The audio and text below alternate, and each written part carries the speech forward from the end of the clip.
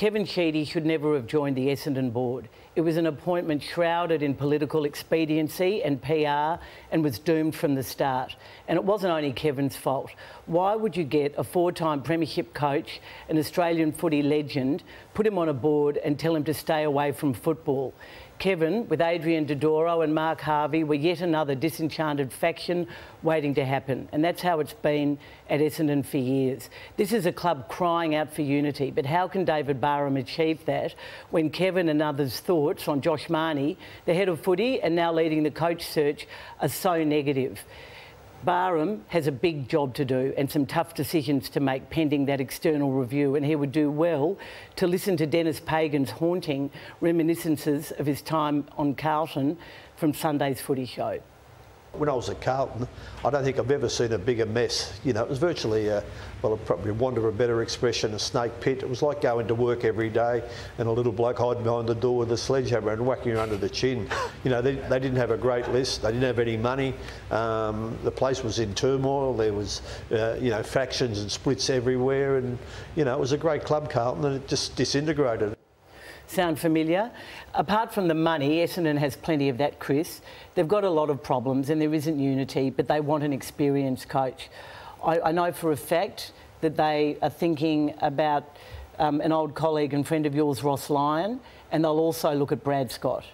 Do you think that Brad should have a go? I know you said last year you'd rather he stayed away from coaching. Do you think he could do it?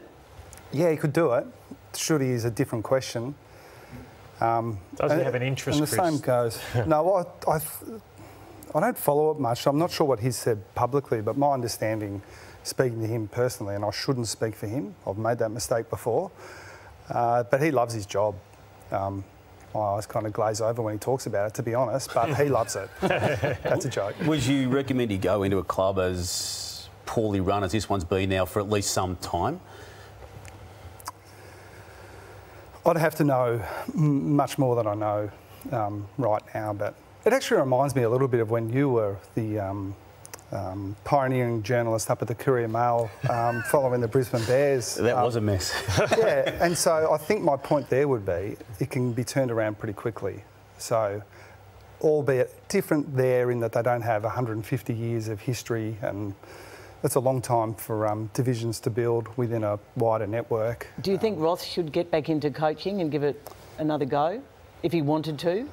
Look, I really rate him as a coach. I think it's really unfair that the bounce of the ball in a grand final in any way diminishes what he was as a coach. He was very influential for me as a coach, and I didn't even have any personal contact with him, a couple of conversations here and there, but just watching him from afar was very influential in the formative days of my head coaching career. And I thought he did a terrific job at Fremantle as well, getting them sort of in contention, you know, playing in grand finals. It's hard to do. So I'm sure there'd be a part of him that, you know, thinks that another crack, you know, would be fulfilling. But he's also at a point of his life, I think, where, look, I made comments a while ago about how hard the job is, and I don't really take them back.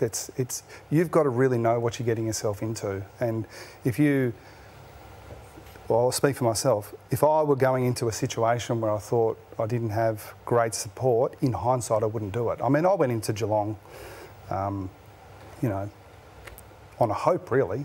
I knew those people a little bit, but I just assumed that they would support me, and they did unbelievably well. But in my part, it was as much a guess as anything. I think for Ross, after whatever it is, 15 years, he'd want a little bit more than hope.